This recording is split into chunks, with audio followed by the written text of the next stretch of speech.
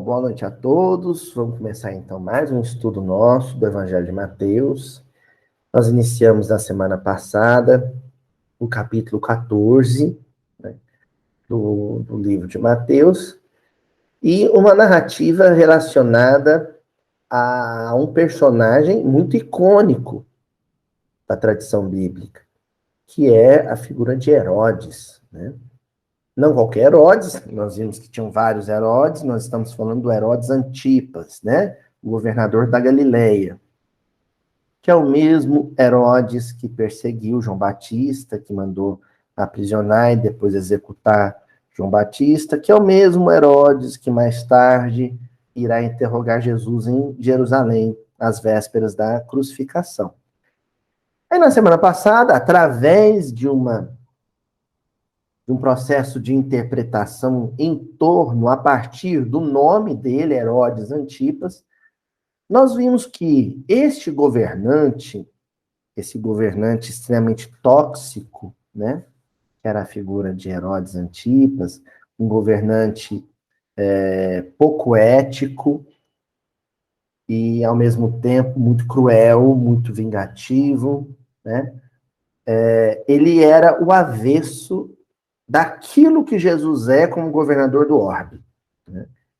Então, ele era um governador de uma região onde ele se portava de uma maneira totalmente contrária àquela que Jesus tem se portando como gestor da vida planetária, desde a construção do orbe terrestre, né?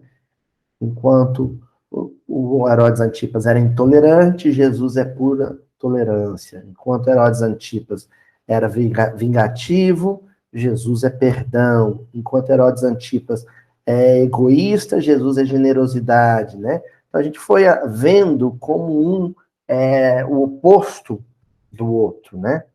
E talvez por isso, aliás, certamente por isso, a figura de Jesus, a presença de Jesus, assim como a presença de João Batista em menor escala, causava muito desconforto para esse governante. Quando você está fazendo o errado, a proximidade com alguém que faz o certo te causa mal-estar. Não é? Você fica desconfortável, sente um mal-estar, não se sente bem, né? E aí você quer o afastamento dessa pessoa. Você quer a distância dela, que ela saia do seu foco, ela saia do seu raio de visão. Porque a visão, a simples visão dessa pessoa que faz o certo, te causa constrangimento. Isso justifica a prisão e execução de João Batista, isso justifica a preocupação de Herodes Antipas com a figura de Jesus nesse versículo que a gente viu a semana passada.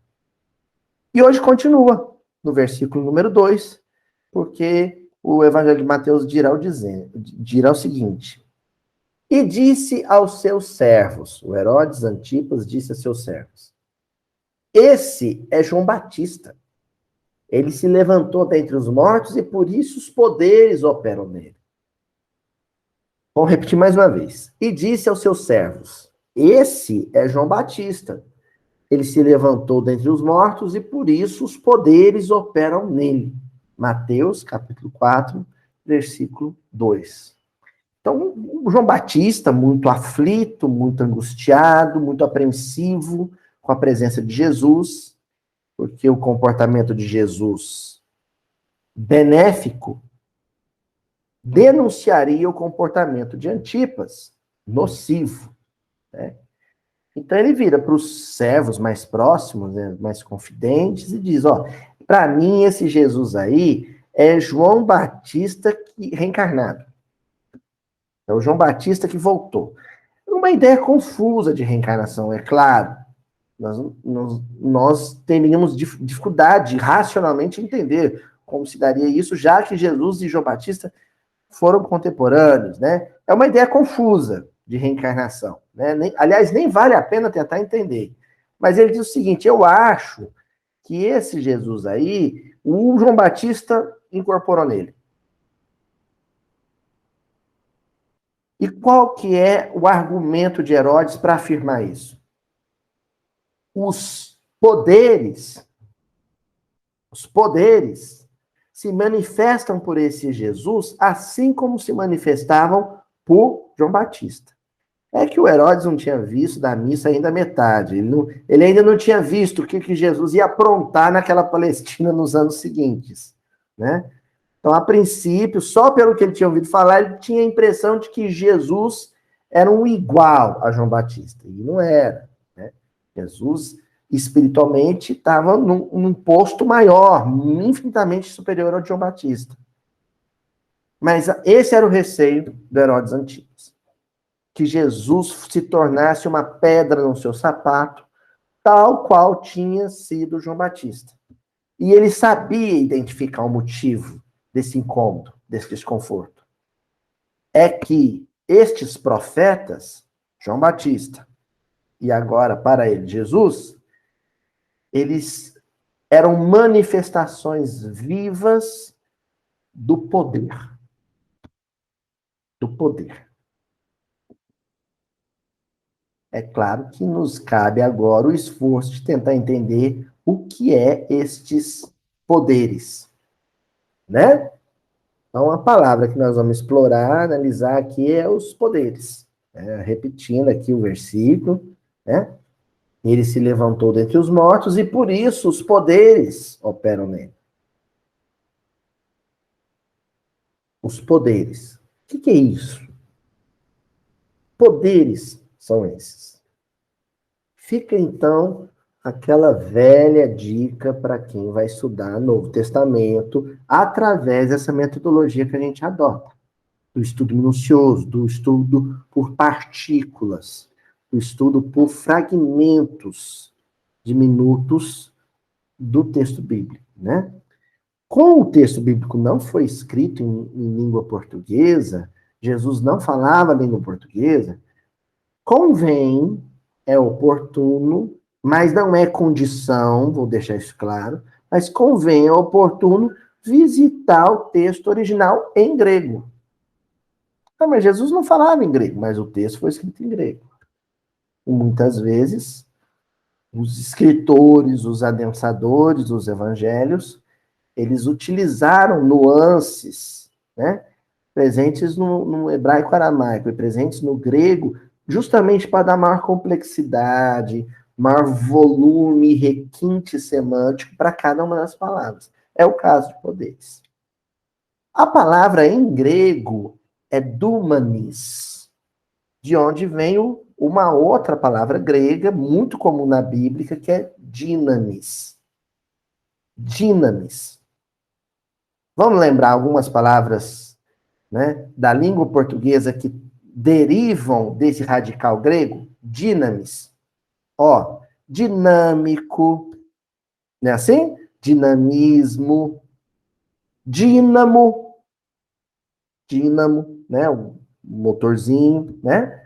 O seu Murilo entende do que eu estou falando, né? O seu Adelmo entende também do dinamite, né, seu Adelmo? Né? O Adelmo lá na pedreira, às vezes tem que explodir uma pedra lá. Usa o quê? A dinamite. Essas palavras da língua portuguesa todas vêm de dinamis. E dinamis é força. A tradução assim mais feliz seria força, mas não uma força qualquer. Força ou poder, tanto faz.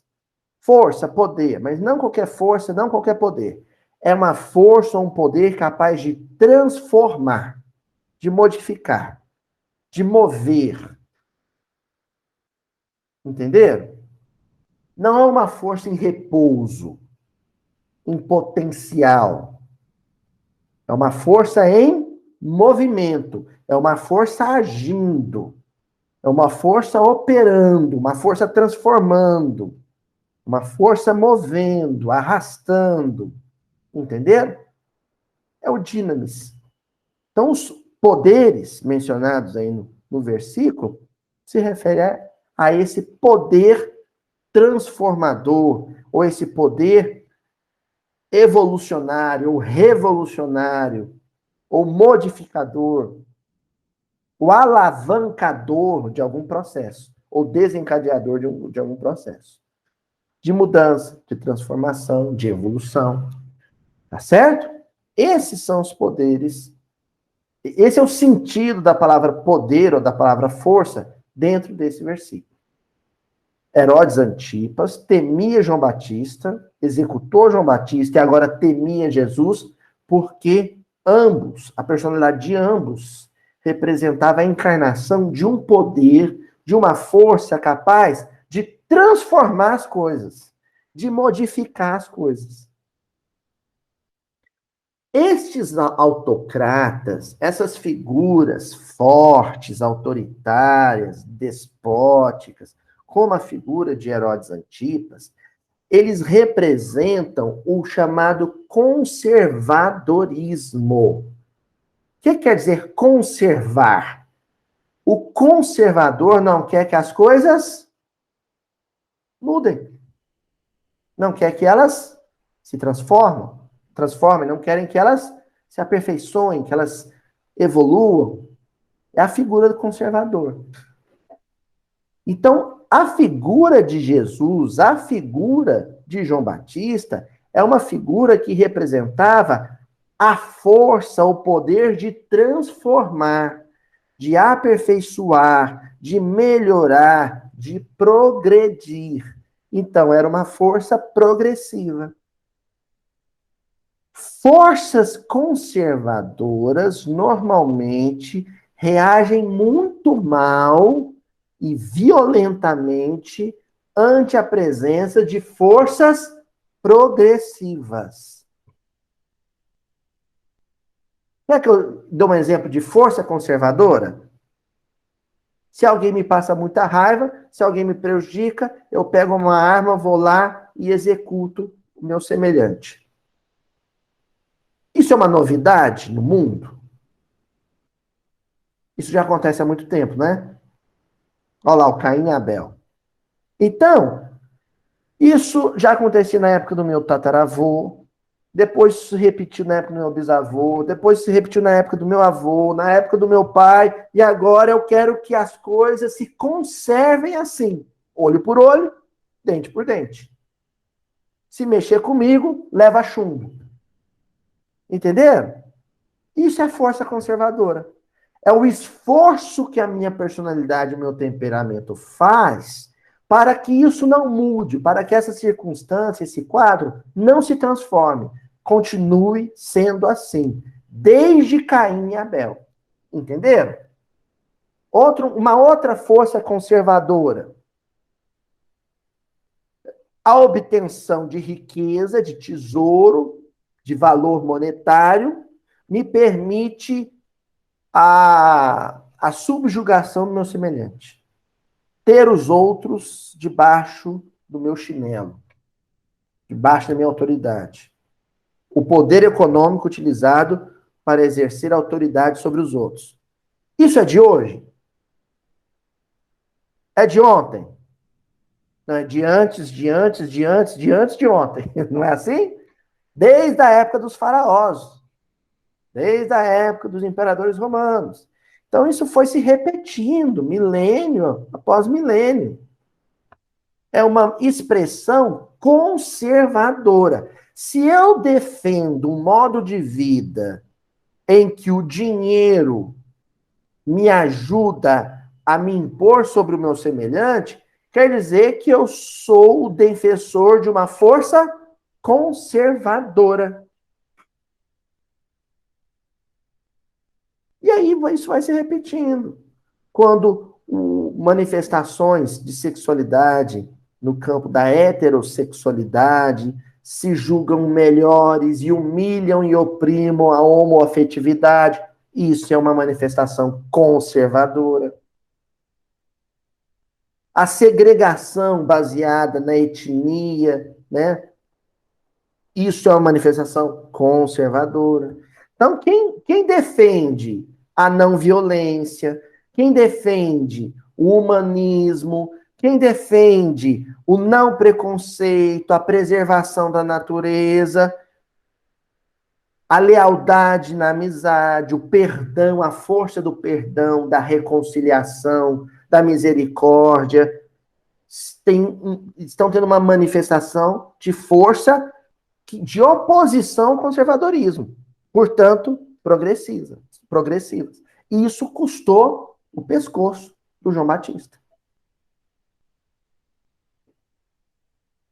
E agora, ao dizer, para mim, Jesus é o João Batista que volta, porque os poderes, as forças progressivas, transformadoras, se manifestam através dele, atuam através dele, agem através dele. E como agiram? Porque a terra, depois de Jesus, nunca mais foi a mesma.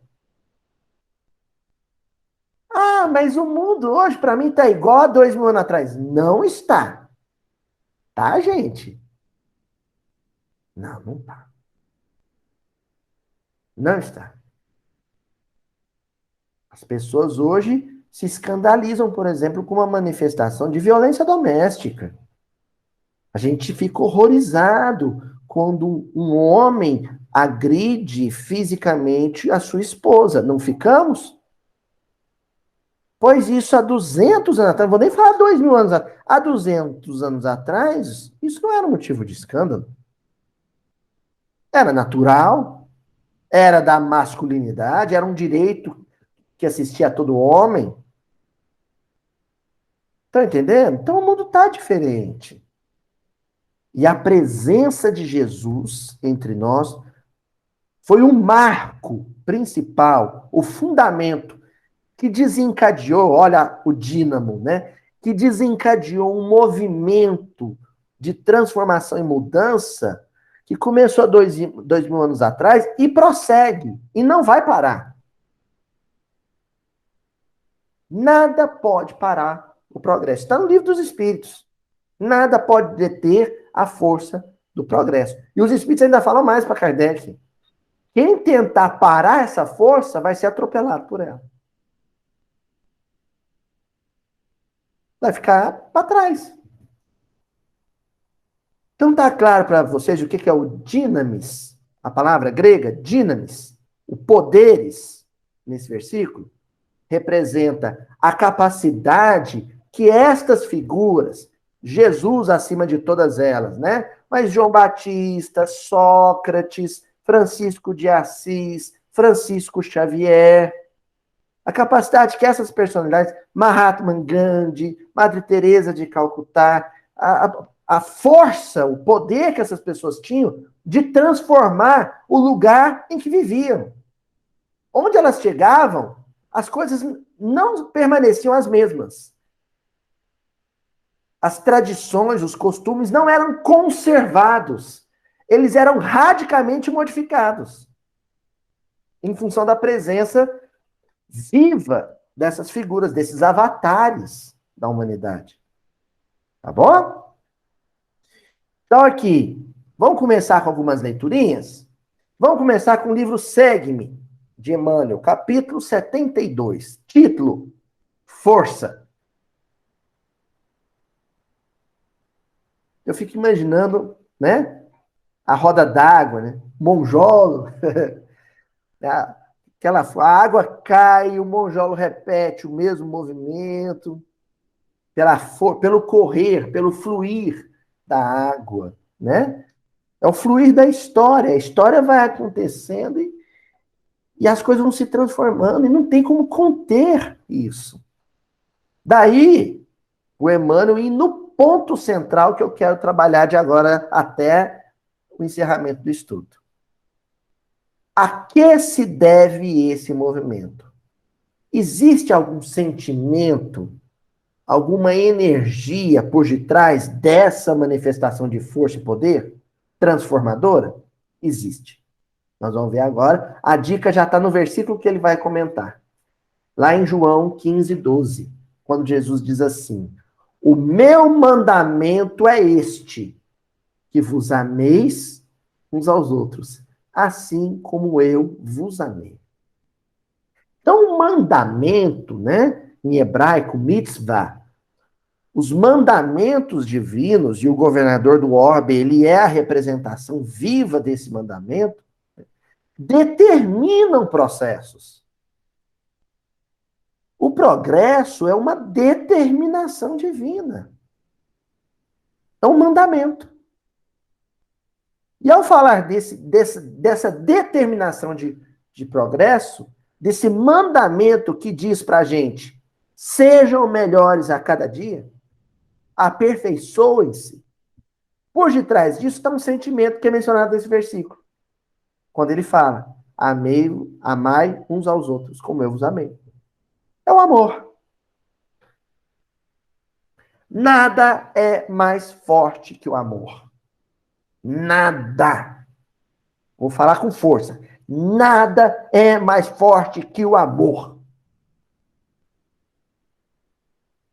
Não vamos compartimentar, engavetar o amor. Esse negócio de falar assim, nada é mais forte que o amor de mãe, nada é mais forte que o amor de pai, que o amor de esposa. Aí quando a gente vai engavetando o amor, sabe?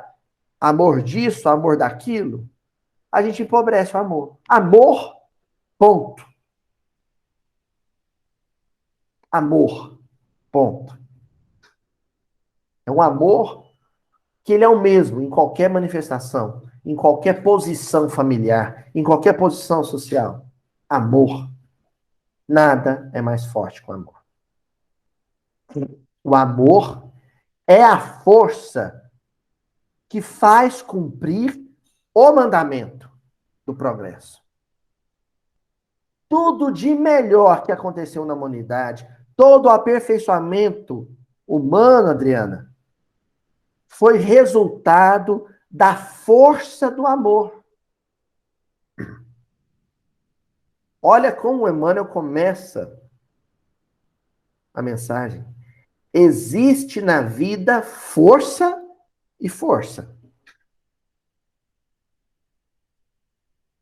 Doideira, né? Existe na vida força e força. Porque, Djalma, tem força, mas também tem força. Há vários tipos de força, mas estaremos tratando aqui de uma. Há vários tipos de força. A força bruta é uma, não é? O que consegue fazer com a força bruta? Destruir.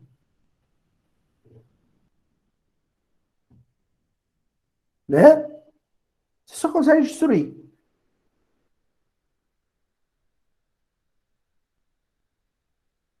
Se o César ficar muito bravo comigo e me der um soco no rosto e abrir um corte aqui né, na sobrancelha, ele destruiu tecido. Abriu o tecido. Destruiu. Só isso. Só isso que vai conseguir.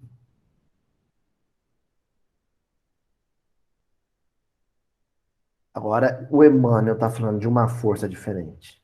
E aí ele abre este assunto dizendo assim: a força da gravitação se exerce sobre todas as partículas do universo, e conquanto equilibra os mundos da imensidade cósmica, não cria o menor vínculo de compreensão fraternal na intimidade do ser.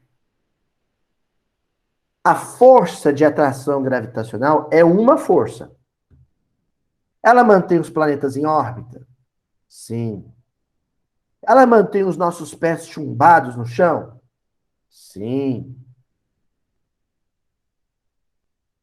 Ela produz a compreensão fraternal? Não.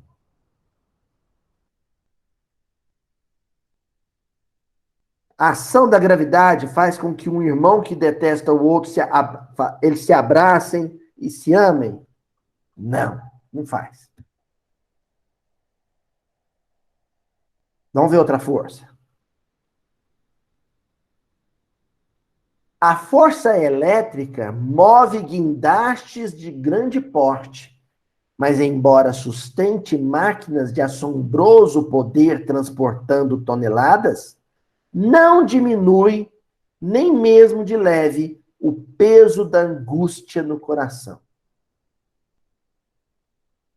A energia elétrica faz uma bobina girar? Faz. Faz um motor da partida do carro? Sim.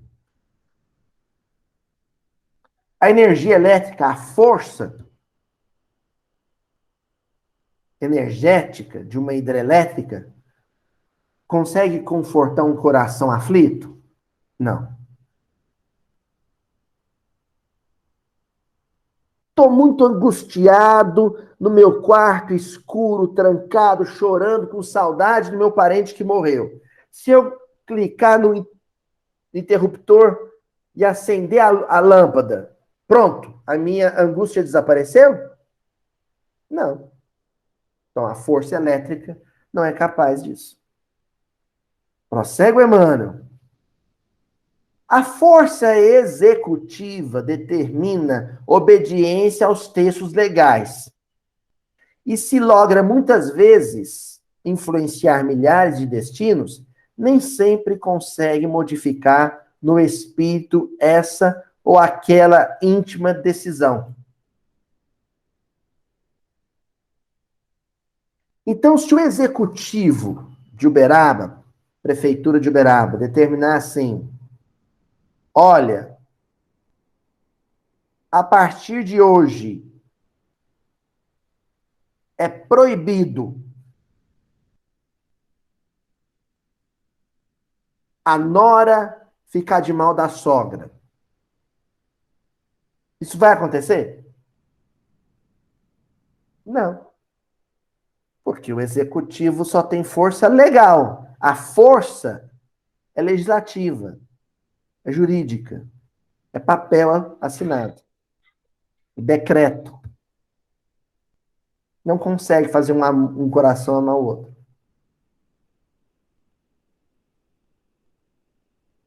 Ó, a força física preside campeonatos de habilidade e robustez, conseguindo subjugar adversários até mesmo no terreno da agressão e da violência. Mas não clareia o menor dos distritos no campo do sentimento. Um lutador de Mortal Kombat, como é que chama aquilo? Do octógono, esqueci o nome daquilo. Ah, o lutador lá do UFC, com muita força, ele consegue levantar o oponente e jogar ele no chão. Consegue? E se a mãe dele tiver com muita mágoa do pai dele, ele consegue fazer os dois se reconciliarem? Chacoalhar a mãe dele assim? É pra amar meu pai. Não vai. Então, vocês estão vendo? São várias forças. Tudo isso é força. Mas existem processos específicos para os quais nenhuma dessas forças serve.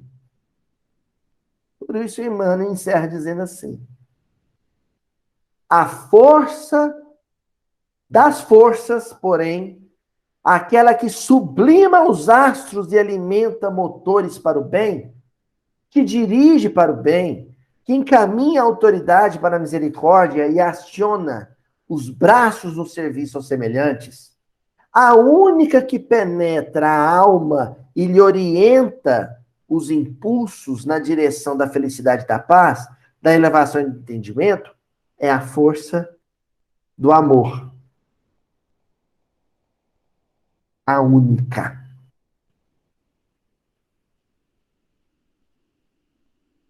A única força capaz de fazer um gentil andar lado a lado, amistosamente, com um judeu no tempo de Jesus, era a força do amor. Se o Herodes Antipas baixasse um decreto e dissesse para o judeu, seja amigo do estrangeiro, ele não ia conseguir.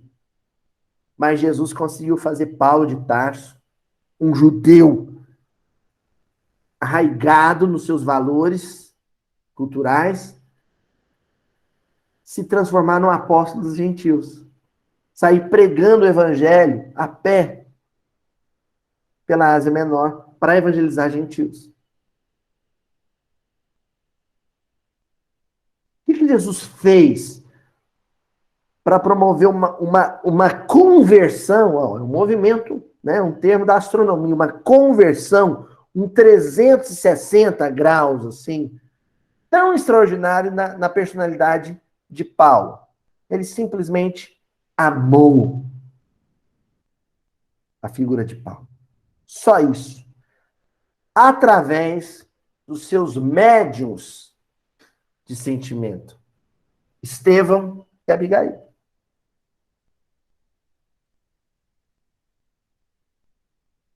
Olha que interessante. Por que a gente está conduzindo a coisa dessa maneira, trazendo essa mensagem aqui? Porque normalmente a nossa melancolia, a nossa tristeza, Dona Tatiana, Tânia, Dona Joaninha, vem do nosso sentimento de frustração, de impotência. Quando aqueles problemas mais complicados em família se apresentam para a gente e temos a impressão de que eles são, vou usar um neologismo, hein? Irresolvíveis, insolucionáveis. Não tem como resolver isso. Esse sentimento de impotência,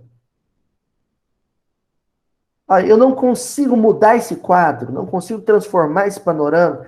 Isso dá uma tristeza, um desgosto na gente.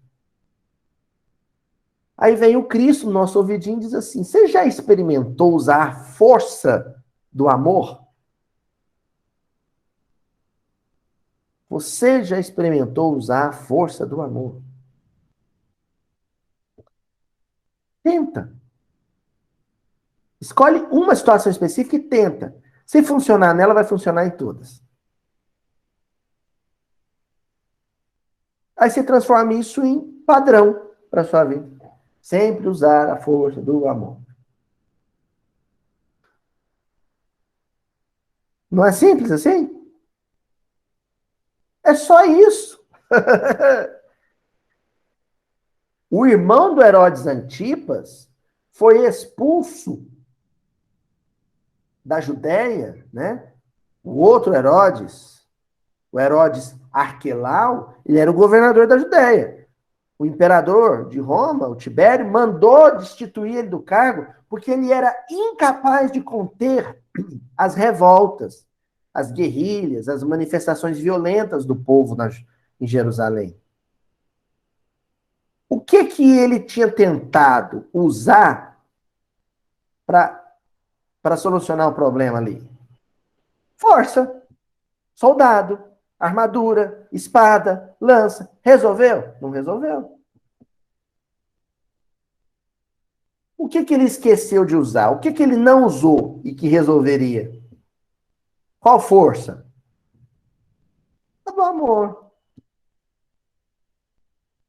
Você pode colocar um fuzil na mão do policial, uma pistola automática, o colete à prova de balas, o helicóptero blindado, o caveirão com bazuca, com granada, com raio laser, com catapulta em chamas, e pôr ele para subir o morro para acabar com o tráfico. Ele pode até acabar com aquela falange de malfeitores, com aquela quadrilha de traficantes. Mas com o tráfico de drogas ele não vai acabar. Sabe por quê? Porque as armas não conseguem acabar com o vício nas famílias. O vício nas famílias só acaba se você aplicar uma outra força, que não é a força armada, que não é a força militar, não é a força policial. Qual que é a força que vai acabar com o vício nas famílias? A força do amor.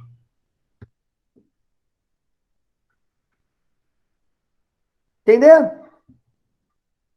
Você sobe o morro, mata os traficantes todos, De quebra, mata mais uns 50 civis trabalhadores que não tinha nada a ver com a história. Morre tantos policiais. O tráfico de drogas não acaba. Porque o tráfico de drogas é uma resultante, é uma consequência do vício. E o vício, ele prospera, ele prolifera entre as famílias, principalmente de classe média brasileira, porque as famílias vivem um quadro de desamor. Ah, mas eu amo meu filho, mas ama o seu esposo? Quem sabe a tristeza, a melancolia que jogou seu filho no vício não é a falta de amor dele, de você por ele. É a falta de amor que ele assiste entre você e seu esposo. Entre você e sua esposa.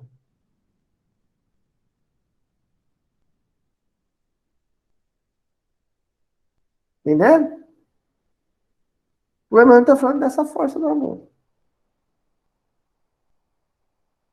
Fechamos, então, essa mensagem para a gente ir agora para uma parábola, né? Uma narrativa que está no livro Jesus no Lar. Já que a gente acabou de falar em família, né? Livro de autoria do Neil Lúcio, psicografia do Chico Xavier, lá no capítulo 7, o maior servidor. Então, surge um questionamento, né? O culto lá na casa de Pedro, o contexto, creio que a maioria de vocês já conhece, do Jesus no Lar, né? O culto na casa de Pedro. Aí, de repente, Filipe faz uma pergunta, né? Presente à reunião familiar, Filipe, em dado instante, pergunta ao Divino Mestre: Senhor, qual é o maior servidor do Pai entre os homens na terra? E aqui a gente vê implícito, embutido na pergunta, uma outra pergunta. Senhor, que servidor tem mais força de transformar, de modificar, de aperfeiçoar, de fazer progredir? Qual servidor tem mais força? Começa a anedota de Jesus, né? A historieta de Jesus. Jesus refletiu alguns minutos e contou. Grande multidão se congregava em extenso campo, quando aí estacionou o famoso guerreiro, carregado de espadas e medalhas, que passou a dar lições de tática militar, concitando os circunstantes ao aprendizado da defesa. Então, pausa aqui. A história de Jesus começa assim. Tinha uma multidão, um grupo de pessoas num determinado campo, estavam querendo começar a organizar ali uma vida comunitária, né, um arraial qualquer. E aí, para eles começarem essa ação, eles precisavam se organizar socialmente. Surgiu ali a figura de um grande militar, cheio de medalhas, né? Era um general não sei, eu não entendo disso, mas 5 estrelas, né? Armado até os dentes, conhecedor de táticas militares, já tinha vencido várias batalhas em vários combates. E ali ele vai usar toda a sua competência bélica, a sua competência armada, para tentar transformar aquele grupo de pessoas em uma comunidade feliz e ordeira. Vamos ver o que aconteceu? O povo começou a fazer exercícios laboriosos, dando saltos e entregando-se a perigosas corridas, sem proveito real. Todavia, continuou como dantes, sem rumo e sem júbilo, perdendo muitos jovens nas atividades preparatórias de guerra provável. Então, Jesus, ele continua a história dizendo o seguinte: depois que esse militar fez e aconteceu, aquele grupo continuou a ser uma horda sem rumo, infeliz. Porque nunca, falando como professor de história, nunca, em civilização nenhuma da humanidade, as forças armadas transformaram qualquer sociedade numa sociedade melhor. E agora nós não estamos falando de política, nós estamos falando de evangelho. A organização social feliz, aperfeiçoada, que progrediu, ela não é resultado de mais ou menos armas, de maior ou menor ordem militar. Não, não é. Porque é uma diferença, isso eu aprendi em casa, e eu creio que vocês também aprenderam em casa. Há uma diferença entre o filho que não apronta por medo e o filho que não apronta por respeito. Qual que é o melhor? Aí alguém vai dizer, mas mesmo que seja por medo, né? Tem que ter medo da chinela. O filho que não apronta só por medo da chinela, ele não apronta na sua frente, por medo da chinela. Mais longe, às escondidas, ele vai aprontar. O filho que procura ser correto por respeito, admiração e carinho, ele faz o certo em qualquer circunstância, em qualquer lugar, com você sabendo ou não. O filho educado. Então a sociedade brasileira não precisa de armas. Ela não precisa de disciplina militar. Ela precisa de amor. Ah, Luiz, mas está muito longe isso ainda. Por isso, moçada, que eu afirmo para vocês, o nosso sofrimento, a nossa angústia social ainda vai durar muito tempo. Porque só vai cessar quando o amor triunfar. E se ainda estamos longe do triunfo do amor, ainda sofreremos muito tempo. Vamos tentar de tudo. Governo militar, vamos tentar governo civil, vamos tentar liberalismo, vamos tentar anarquismo, vamos tentar socialismo, vamos tentar, sabe? Tentar. E no final das contas, vamos olhar um para os outros e dizer: a gente ainda não tentou o amor. Vamos tentar? Aí vem o famoso, vai que, né? Vai que, né, Nojana? Vai que dá. Aí você tenta o amor. E funciona. E a sociedade nunca mais é a mesma. Isso é a regeneração. Ó, parece outro visitante lá. Ó. Logo depois apareceu na mesma região um grande político com pesada bagagem de códigos e dividiu a massa em vários partidos, declarando-se os moços contra os velhos, os lares pobres contra os ricos, os servos contra os mordomos, e não obstante a sementeira de benefícios materiais introduzidos na zona pela condição dos grupos entre si, o político conseguiu adiante, deixando escuros espinheiros de ódio, desengano e discórdia entre os seus colaboradores. Aí apareceu um sujeito que era um grande legislador, entendia tudo de código de lei e de organização estatal. Falou, não, aqui não está precisando de força militar, aqui está precisando é de papel. Está precisando de uma constituição, de código civil, de um código penal, de corte, de juristas, estão precisando é disso. Mas junto com a deliberação política, naturalmente, veio as posições partidárias, e as pessoas, em algum dado momento, começaram a confundir política com politicagem, que são coisas distintas. Se eu falar para vocês aqui, gente, pessoal, não podemos jogar papel de picolé na calçada, porque senão vai entupir o bueiro e produzir enchente. Vocês sabiam que essa fala minha foi política? Política vem do termo grego polis, que quer dizer comunidade. Toda discussão, toda fala que tem por base a necessidade de respeitar o bem comum, de respeitar o outro na vida comunitária, isso é uma fala política. Agora, se eu começar a falar para vocês aqui, olha, gente, eu acho que vocês deviam parar para pensar no meu candidato, porque o meu candidato ele é bom por causa disso, disso, disso, e o seu candidato é ruim por causa daquilo, aquilo, aquilo.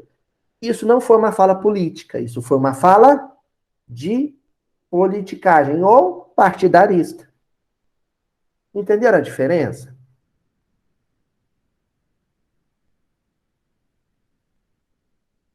Por isso que eu fico preocupado quando às vezes eu falo aqui sobre os malefícios de se armar a população civil com arma de fogo, e aí alguém vem e comenta lá no inbox do Facebook, no YouTube, diz assim, Aloysio, você está discutindo política no meio espírita. Não tem problema nenhum discutir política no meio espírita, eu só não posso falar de partido político, defender partido, defender, sabe? Candidato. Esse sujeito chega nessa comunidade e faz isso. E divide a comunidade. A comunidade fica polarizada. Uns odiando os outros. Prossegue. Ó. Depois dele surgiu um filósofo, sobraçando volumosos alfarrábios, e dividiu o povo em variadas escolas de crença, que em breve propagavam infrutíferas discussões nos círculos de toda a gente. A multidão duvidou de tudo, até mesmo da existência de si próprios. A filosofia, sem dúvida, apresentava singulares vantagens, destacando-se a do estímulo ao pensamento, mas as perturbações de que se fazia acompanhar eram das mais lastimáveis, legando o filósofo muitas indicações inúteis, muitas indagações inúteis aos cérebros menos aptos ao esforço de elevação. Nós precisamos nem de um político, nem de um militar, nós precisamos de um sujeito intelectual. Tem que ter um sujeito com pós-doutorado lá, porque se o sujeito for um acadêmico, vai resolver tudo. O problema do academicismo, gente, e nós não estamos falando do problema da academia. A academia é uma bênção, uma instituição humana, né? A universidade produz conhecimento, saber, benefício social. Nós estamos falando do academicismo. Principalmente no campo, nessa área que eu trabalho, que é das ciências sociais. É quando surge o chamado atleta intelectual. Ele pratica esporte intelectual. O raciocínio dele é um raciocínio atlético. Ele faz exercício por fazer, exercita a intelectualidade por exercitar, sem fim útil. Ele questiona por questionar, duvida por duvidar, não aponta caminhos, só problemas. Isso traz a descrença, nem só a descrença religiosa, a descrença em si, a descrença no outro. E aí você morre espiritualmente para a vida. Esse filósofo fez isso com essa comunidade.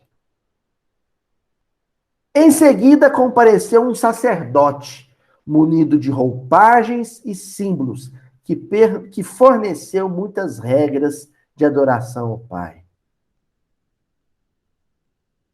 Uma vez, eu escutei, assim, de rádio de ouvido, né?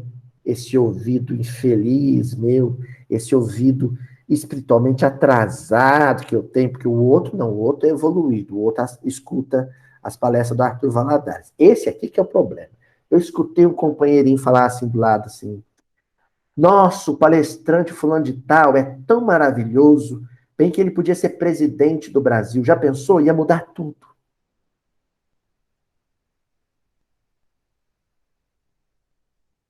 E essa mesma crença acontece no catolicismo. Ah, mas se o padre Fábio de Mello é tão bom, tão bondoso, tão gente boa, que se ele fosse presidente do Brasil, tudo ia ser melhor. E entre os protestantes, a mesma coisa.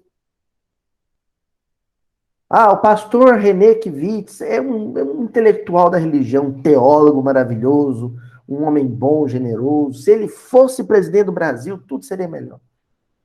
A ideia de que o sacerdócio, a vida religiosa, é absolutamente compatível com a atividade de gestão pública e que as virtudes religiosas, eu não estou falando das virtudes espirituais, são garantia de que a sociedade religiosa vai ser melhor. Isso é problemático, muito problemático.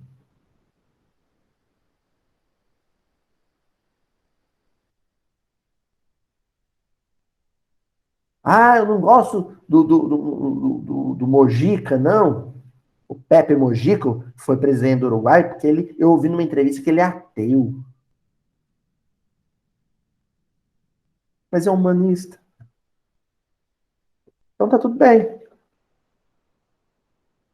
Quantos estados teocráticos do fundamentalismo islâmico, né, promovem, sim, atrocidades em função da fé, de uma má interpretação do Alcorão. Quantos estados cristãos na Europa promoveram, né, extermínio em massa através do processo inquisitorial, que era um processo legal, um processo de Estado, em função do fanatismo religioso. Então, o fanatismo religioso, ele é assim, é você andar no fio da navalha, sabe? Quando o religioso tem poder político na mão, é uma tentação muito grande, é uma prova muito grande de você não usar o seu poder político para constranger o outro à sua fé, à sua crença. O Estado tem que ser laico. Me dá arrepio, calafrio quando eu escuto no movimento espírita, palestrante espírita dizer que o Estado seria melhor se fosse cristão. Não, o Estado é laico, que não é ateu, é laico. O que é o Estado laico? Dona Joana é da área do direito, né, Dona Joana? O Estado laico é aquele Estado que não tem preferência religiosa. Porque o Brasil não é feito só de cristãos. Existem judeus, existem muçulmanos, existem budistas, existem agnósticos, existem ateus. Então, esse Estado, ele está a serviço de todas as religiões, de todos os religiosos, inclusive dos não religiosos. O prefeito, o governador, o presidente pode ter religião, mas o cargo que ele ocupa, o estado que ele gerencia, não. Não pode.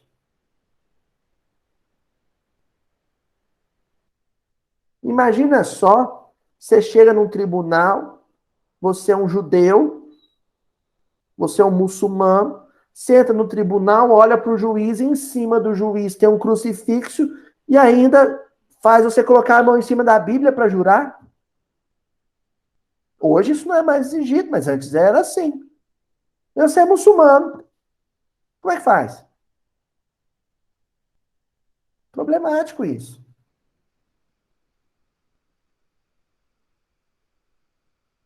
Eu não quero um cristão gerenciando minha vida social. Eu quero um homem de bem. Ponto. Entenderam porque o último caso acontece isso aqui, ó? Olha aqui, que Jesus vai narrar. O povo aprendeu a dobrar os joelhos. a levantar-se e a suplicar a proteção divina em horas certas. Entretanto, todos os problemas fundamentais da comunidade permaneceram sem alteração. Tinha religião, mas não tinha espiritualidade. Porque espiritualidade é viver os valores do espírito. Religião é frequentar uma instituição ou um edifício.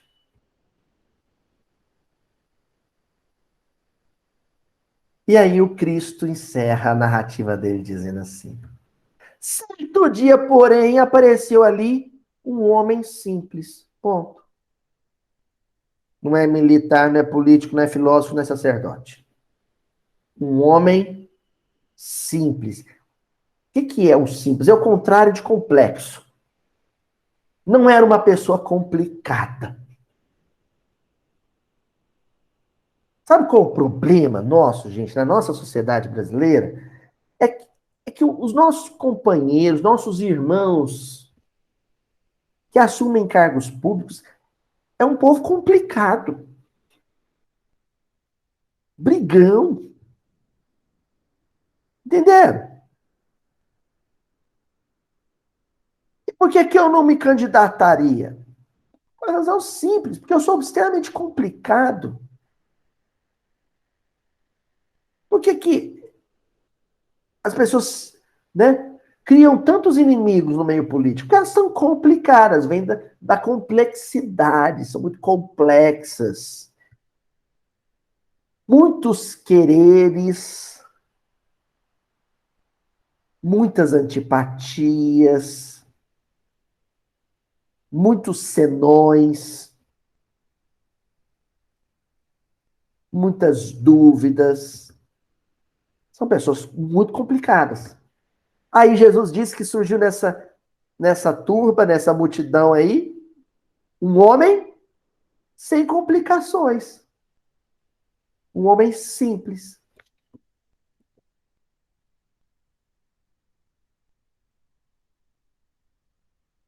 Eu sei que a Tânia tá com a carinha assim, eu ainda não entendi esse lance não. Tânia, eu vou te explicar, é assim. Aloysio, você gosta da Tânia? Gosto, mas assim, a Tânia, ela tem uns probleminha.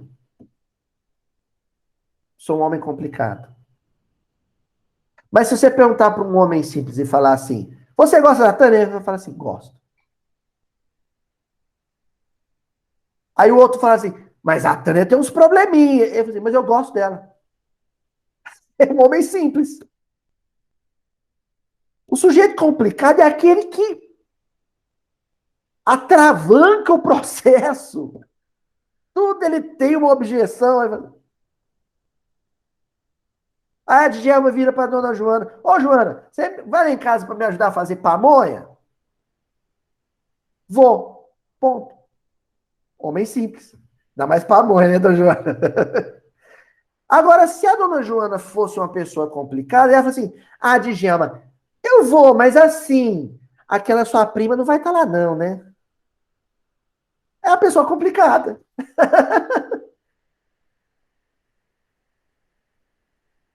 Homem simples, ele não cria complicações para nada.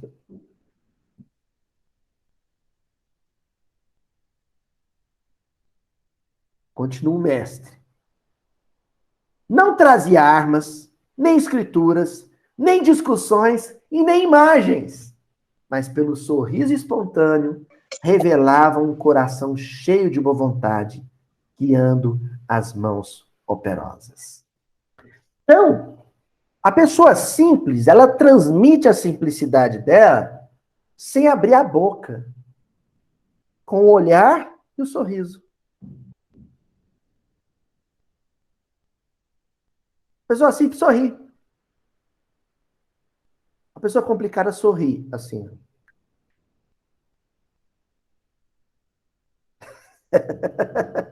É aquele sorriso que é assim, tá rindo, mas não tá. Tá rindo, mas não tá.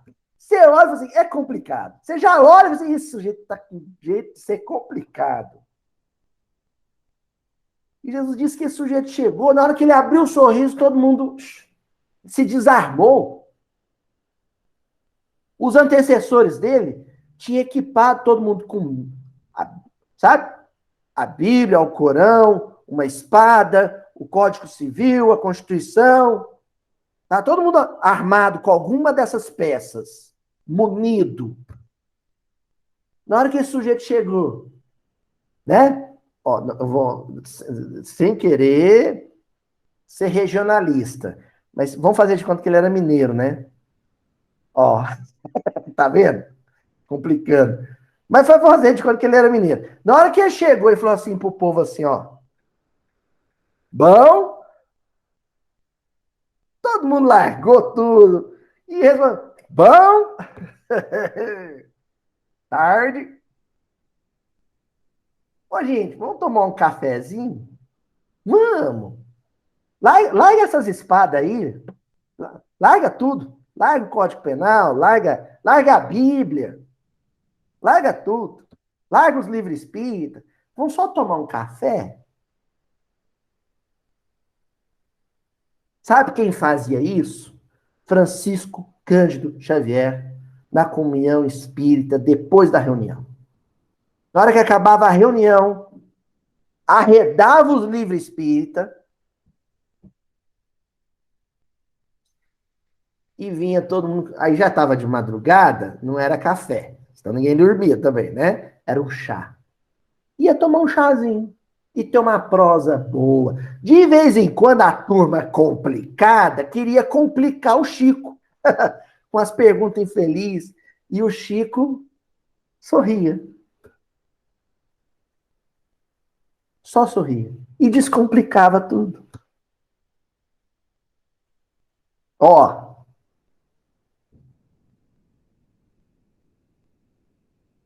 não pregava doutrinas espetacularmente, todavia, nos gestos de bondade pura e constante, rendia culto sincero ao Todo-Poderoso.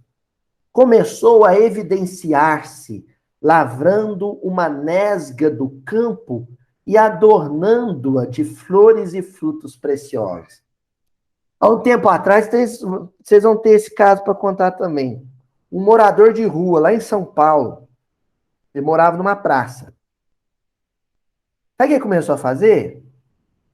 Ele pedia licença para os vizinhos e fazia mudinha com um saco de leite. Ele ia no lixo e virava o lixo, pegava saquinho de leite, ia na praça, a praça estava sucateada, um punhadinho de terra, ia na Dona Joana, tocava interfone, a Dona Joana falava assim, não, tem pão velho para você hoje, não. Não, não quer pão velho, não. Eu queria perguntar para a senhora se eu posso apanhar um galinho aqui desse IP da porta da senhora e fazer uma mudinha? Pode?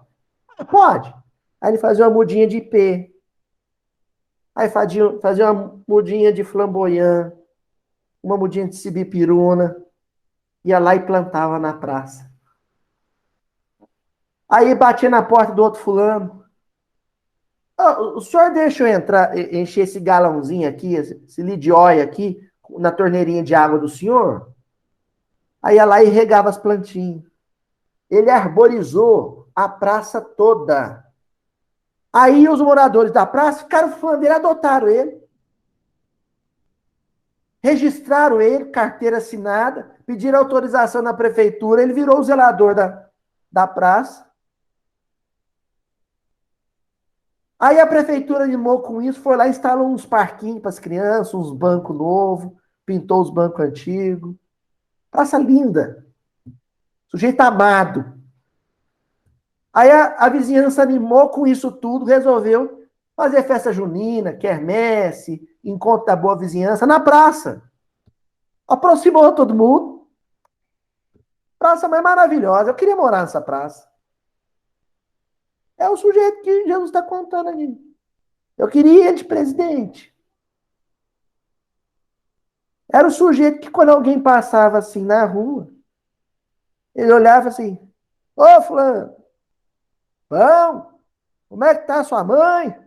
Melhorou? Manda um abração para ela. Um cara simples. Não precisa ser caipira, que nem eu, né? Ele pode falar direito, né?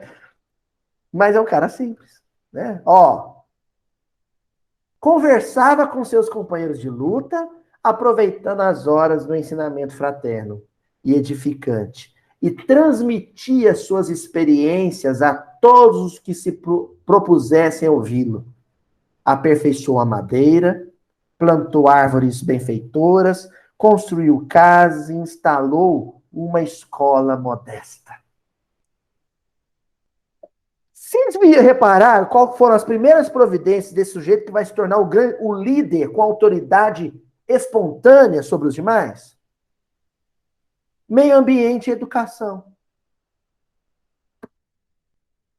Vocês notaram isso? Meio ambiente, plantou árvore. Economia solidária, cultivou, plantou umas mudas de milho, uns pés de mandioca no terreno baldio. E depois montou uma escolinha. Não só para alfabetizar, mas para transmitir valores para as crianças. Economia solidária, cuidado com o meio ambiente e educação para a cidadania. Pronto, é isso. Vote em mim. Tá vendo? Só que quando? Aí vocês falam assim, mas os candidatos que eu conheço, todos falam isso que você está falando, Luiz. Qual que era o diferencial desse homem simples?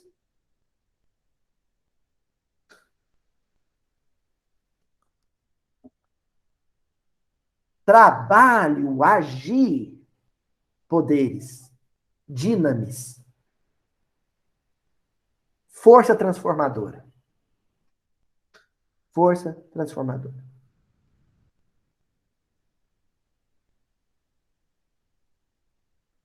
Bonito isso, né? Fechamos então com o mestre, dizendo assim aos discípulos. Calou-se o Cristo, mas a assistência reduzida não ousou qualquer indagação. Após contemplar o horizonte longínquo, em longos instantes de pensamento mudo, o mestre terminou. Em verdade, há muitos trabalhadores no mundo que merecem a bênção do céu pelo bem que proporciona ao corpo e à mente das criaturas. Mas aquele que educa o Espírito Eterno, ensinando e servindo, paira acima de todos. São os poderes, a força do amor se manifestando através daquele que age para o espírito imortal, para o coração. Coração representando sentimento. Todo trabalhador tem seu mérito. E nesse particular, nesse ínterim, todos os presidentes da história do Brasil têm seu mérito. Todos. Do primeiro ao atual, todos têm seu mérito. Todos têm a sua contribuição. Todos. Os prefeitos da minha cidade, todos os governadores do meu estado deram a sua contribuição. Mas duvido que algum deles tenha representado para a sociedade brasileira o que Irmã Dulce representou, o que Francisco Cândido Xavier representou, e para não dizer que eu estou falando só de religiosos, o que o Betinho Heber, o sociólogo Herbert de Souza, irmão do Enfio, representou, o que Chico Mendes representou, o que a irmã Dom Paulo Evaristo Armes, a dona Zilda Armes, que é a pastoral do menor, representou. Não é assim?